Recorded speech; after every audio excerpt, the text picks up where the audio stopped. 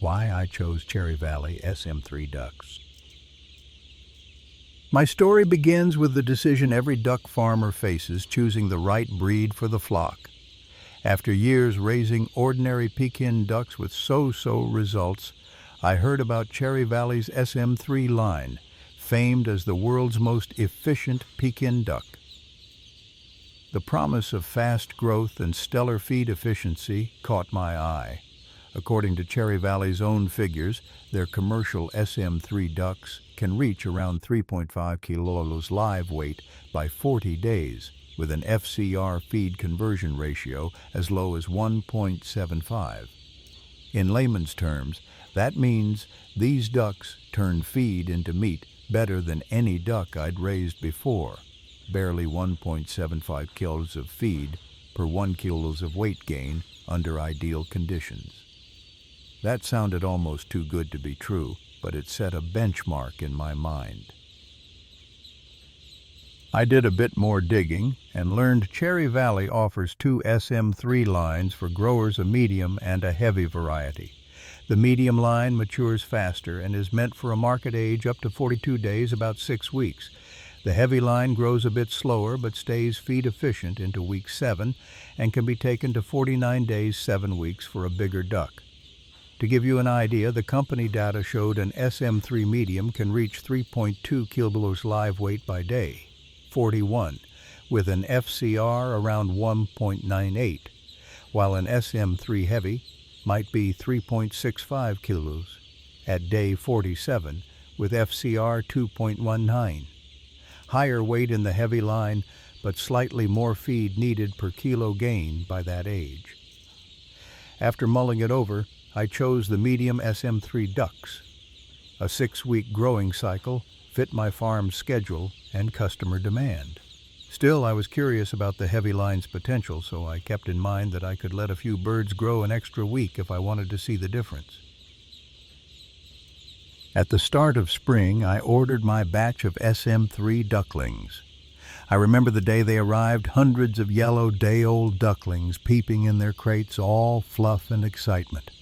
I had their brooder barn prepped and ready, clean, warm bedding and feeders and drinkers laid out. I knew that the first days are critical for any flock.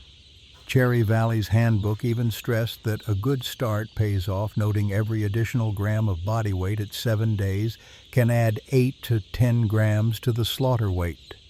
With that in mind, I gently placed the ducklings under the heat brooders, making sure each one found water and feed in those first hours. Brooding the ducklings, the first 2 weeks. The brooding/nursery phase, 0 to 18 days, is truly the foundation of a duck's growth.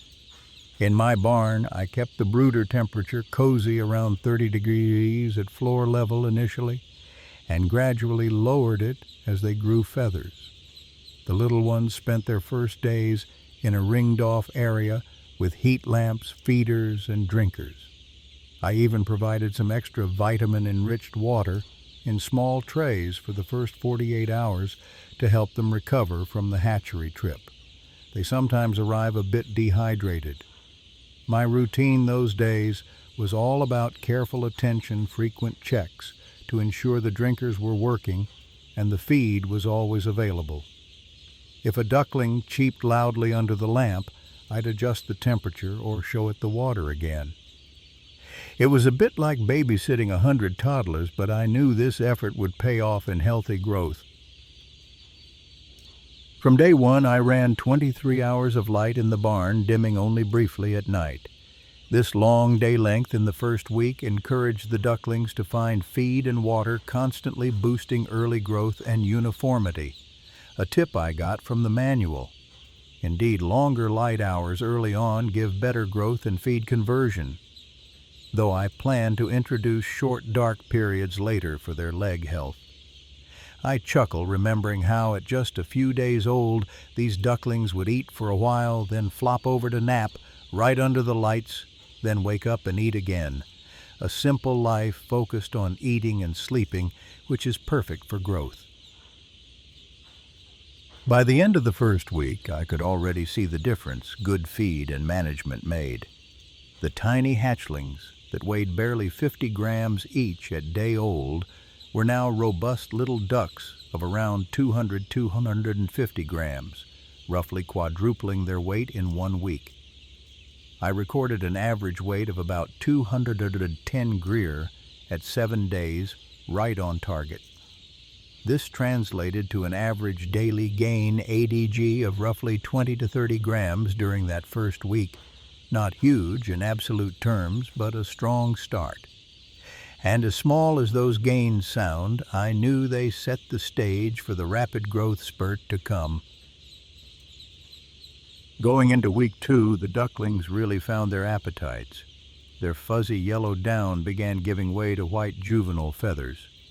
I expanded their space, removed the brooder guard, and made sure feeders and drinkers were low enough for their growing height. These little guys could really eat. By day 14, they reached about 0.6, 0.7 kgs in weight on average. That's another tripling of weight in the second week. The ADG in week 2 shot up to 60 to 70 g day.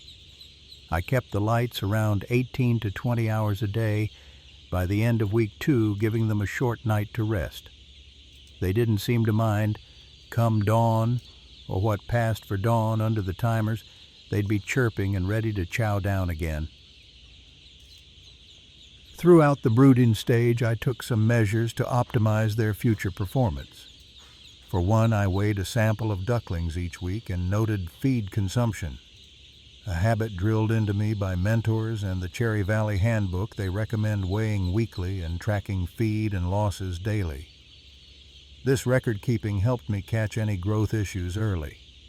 For example, at day 7, if weights had lagged behind target, I would have checked my brooder temperature or feed quality. Thankfully, our numbers were on track.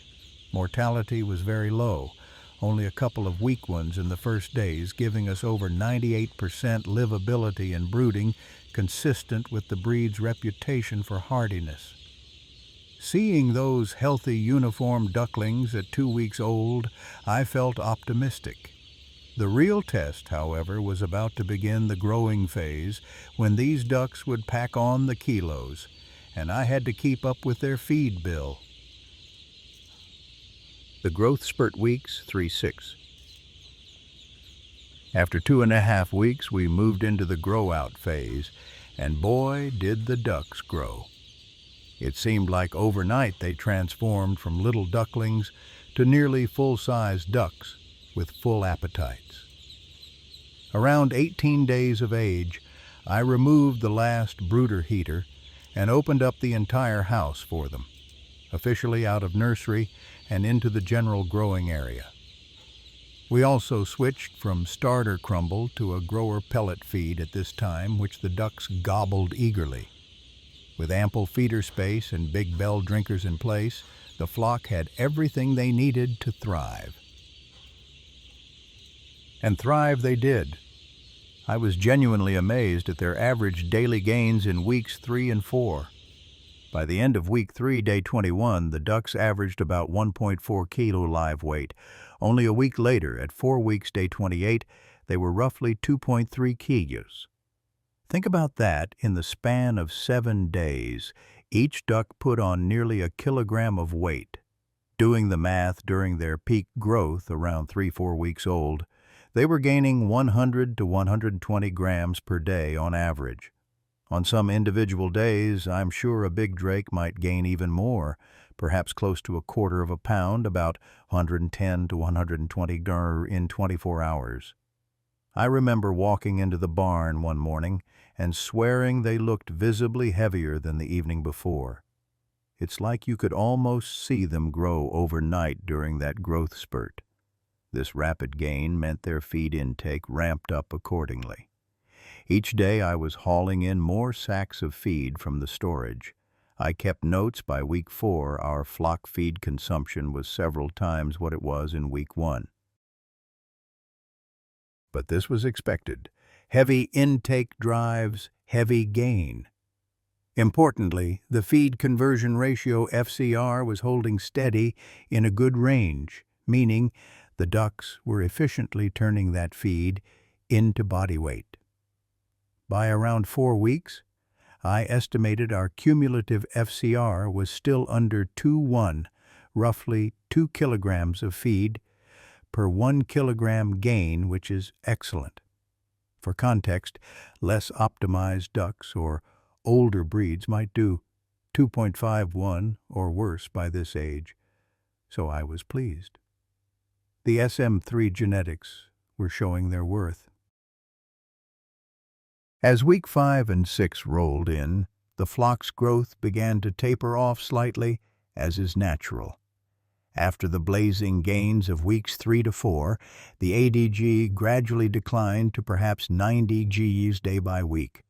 6. By the end of 42 days, 6 weeks, my medium-line ducks averaged around 3.3 to 3.4 kilos live weight, a bit above the handbook's target of 3.2 kilos.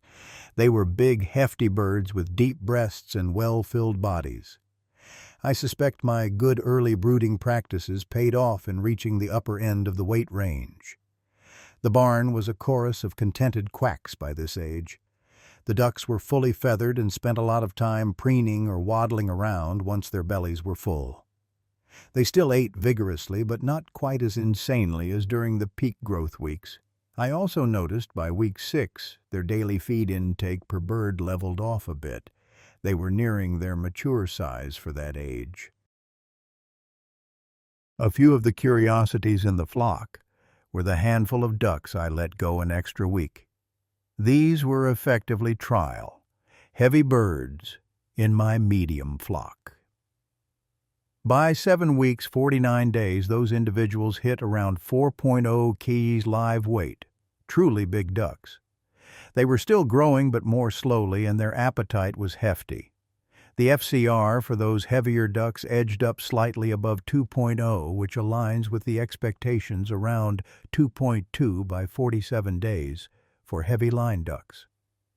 It was good to know that the heavy line could be taken further if the market ever wanted larger carcasses, but I also saw why many farmers stick to about 6 weeks beyond that. The gains slow down and feed efficiency drops a bit. In my case, I aimed to hit the sweet spot where growth was nearly maximized, but FCR was still excellent. And for the medium SM3, that was right around 42 days. Managing feed and optimizing FCR. One thing every farmer watching his feed bill learns is that feed conversion ratio FCR can make or break your profitability. I was determined to keep my FCR as low good as possible with this flock. Several management tweaks helped me do that. Quality feed and timely transitions. I fed a high-quality starter crumble for the first 2 weeks, then a grower pellet thereafter. The feed was formulated for meat ducks, ensuring proper protein and energy. I timed the switch to pellets, so the ducks always had feed they could eat easily. Their bills handled pellets well by 3 weeks. Good feed means they gain weight rapidly and efficiently, achieving their genetic potential. I also made sure feed was always available. Ad-lib feeding restriction can reduce growth, so aside from a nightly pause in week 3 to 6, they had feed in front of them continuously. Bright beginnings. As mentioned, I kept nearly 24-hour lighting in the brooder phase. This wasn't just to pamper the birds, it directly boosts feed intake and weight gain early on. Longer light exposure gives ducks more eating time, and thus better growth and feed conversion in those critical early days. Later, I provided a few hours of darkness to improve their leg strength and overall health. Ducks do benefit from some rest, but not before I was confident every bird was eating well. The result was a very uniform flock. Nearly all ducks were a similar size, which tells me everyone had equal chance at feed and water. Fine-tuning the environment. Ducks grow best when they're comfortable. I kept the barn in the recommended thermal comfort zone, 15 to 23 degrees after brooding so they wouldn't waste energy on staying warm or cool. Ventilation was adjusted to keep air fresh but not drafty on the birds. If ducks get too hot or stuffy, they eat less. Too cold, and they burn feed for heat. So, maintaining that Goldilocks climate helped feed go toward growth, not just maintenance. I also prevented any crowding.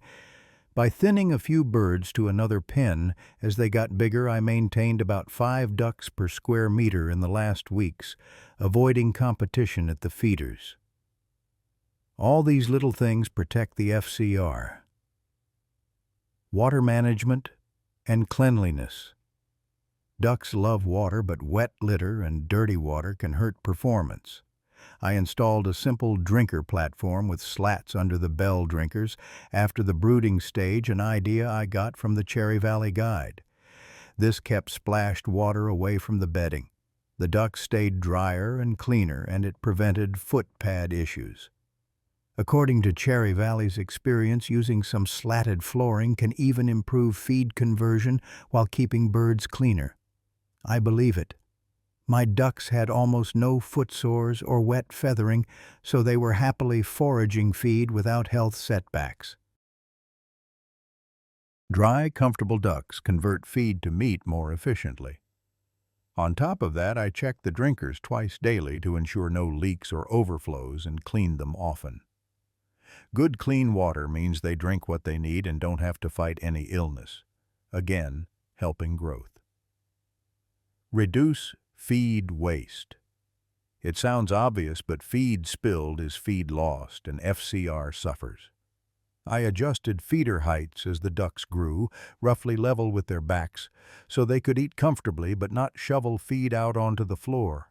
Any fines, powdery feed I noticed building up, I'd mix back in or slightly dampen to make it stick, ensuring they ate it. By weighing feed bags in and estimating leftovers, I could tell our waste was minimal.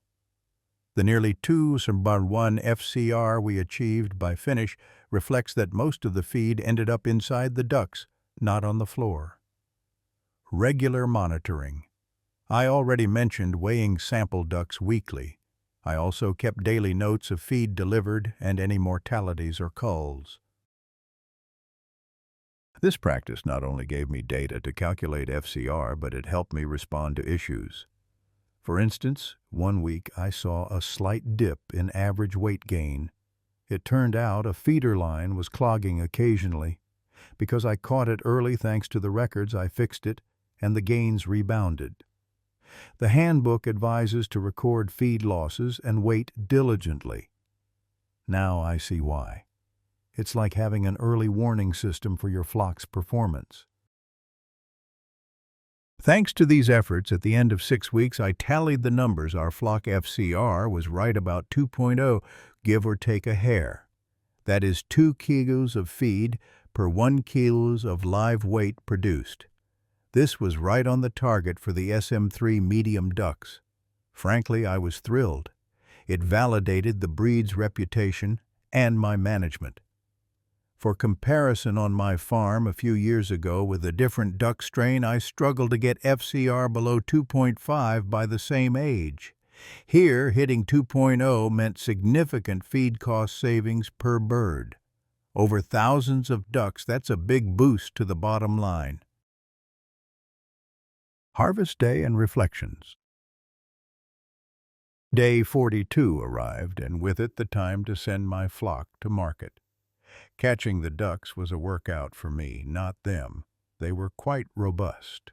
As I crated them up, I felt a farmer's pride looking at these plump, healthy Cherry Valley ducks. On average, they weighed in about 3.3 kilograms live. At the processing plant, the dressed carcasses came out around 2.1 kilograms each, which is roughly a 63% yield from live weight, just as the breed specs predicted. The plant quality grader even remarked on the nice fat cover and breast meat yield. SM3 ducks are known to have good breast meat percentages, roughly 16 to 17% of eviscerated weight as breast meat. and I could see those broad breasts on my birds. There were minimal rejects and a high uniformity which made everyone happy, from me to the processor and the customers beyond. Looking back on why I chose Cherry Valley SM3, I'd say the ducks lived up to their billing. They were robust, fast-growing, and feed-efficient, exactly as advertised.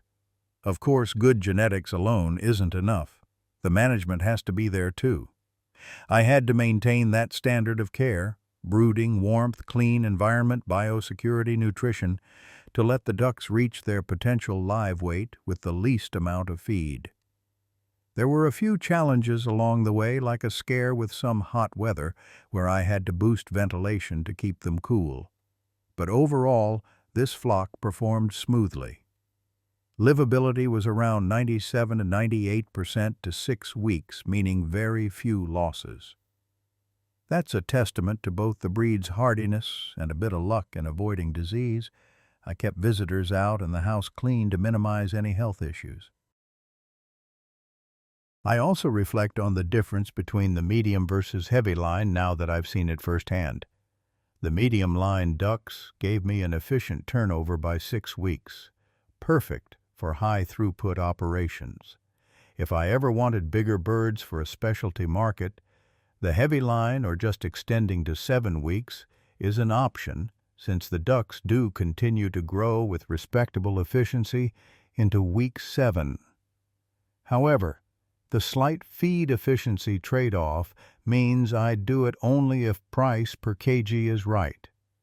It's great to have that flexibility, though. Not every breed can perform well beyond the usual market age. But these SM3s maintain an efficient feed conversion throughout the 7th week and beyond. Driving home after delivering that flock, I felt content. Farming has plenty of hardships, but days when the results meet your expectations, those are the days that keep us going. I thought about the journey of those ducks from fragile day-old hatchlings to hardy 6-pound birds in a matter of weeks. It's a bit awe-inspiring, even for a seasoned farmer, how nature and nurture work together in modern poultry farming. The Cherry Valley SM3 ducks gave me a crash course in just how far duck genetics and management have come. I remember decades ago taking 8+ weeks to get a duck to 3 kilos was normal. Now 6 weeks for the same weight with half the feed per kg is reality. As I often say, these aren't your grandpa's barnyard ducks, they're a new breed altogether. Would I raise Cherry Valley ducks again? Absolutely. In fact, I'm already planning the next batch armed with a few new insights to push performance even further. Each flock teaches you something, and this one taught me that meticulous care and good genetics make a powerful combination. My advice to fellow farmers: focus on the fundamentals, watch the details, and the ducks will reward you. Below, I've summed up some key takeaways from my experience for anyone looking to optimize their duck flock's growth and efficiency. Tips for optimizing duck performance: what I learned. Give them a strong start. Make sure ducklings find feed and water quickly in the first hours. Use nearly continuous light for the first 5 to 7 days and provide extra waterers/feed trays if needed. Every gram gained in week 1 pays dividends by slaughter time. Early nutrition and warmth are critical. Weigh and record weekly. Keep a close eye on performance by weighing sample ducks every week and tracking feed intake daily. This helps catch problems, feed outages, health issues early. If growth deviates from the targets, investigate and address the cause immediately. It could be brooder temperature, feed quality, or something else, but you won't know unless you measure. Optimize feed and light for growth. Feed a high-quality diet and don't let the feeders run empty. Ad lib, Feeding with a well-formulated feed ensures ducks can gain weight rapidly and efficiently. Maintain long day lengths, 16 to 23 hours, light through the early growing period to maximize feed intake and growth. You can introduce a short, dark period each day after the first week to improve welfare without sacrificing much growth. Maintain comfort and cleanliness. Keep your ducks in the comfort zone, proper temperature ventilation and dry bedding. If it's hot, use fans or foggers. If it's cold, provide heat. This prevents feed energy from being wasted on keeping warm or cool. Manage water to avoid wet litter. Consider using slatted areas or drip trays under drinkers. Ducks on dry, clean floors with good footing will stay healthier and convert feed better. No energy lost to fighting chills or infections. Cherry Valley data even notes fully slatted floors can improve feed conversion and keep birds cleaner. While not everyone can go fully slatted, even partial slat islands for waterers help a lot. Biosecurity and health. Fast growth can be derailed by disease, so protect the flock. Keep visitors and other poultry away, vaccinate if needed, and clean equipment between flocks. Ducks are hardy, but the first 5 weeks they're most susceptible to illness. A healthy flock that isn't battling sickness will meet those growth and FCR targets much more readily. In short, an ounce of prevention is worth a pound of gain.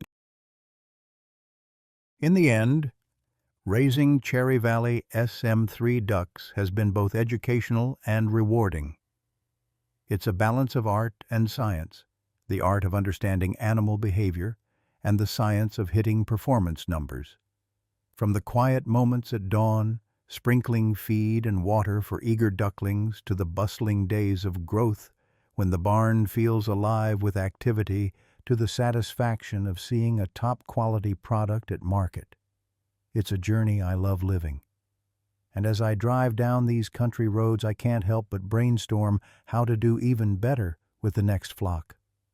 Farming is a never-ending learning process, but with experiences like this, I'm more excited than ever to continue improving and enjoying the ride. Safe travels and happy farming to all out there listening to my tale.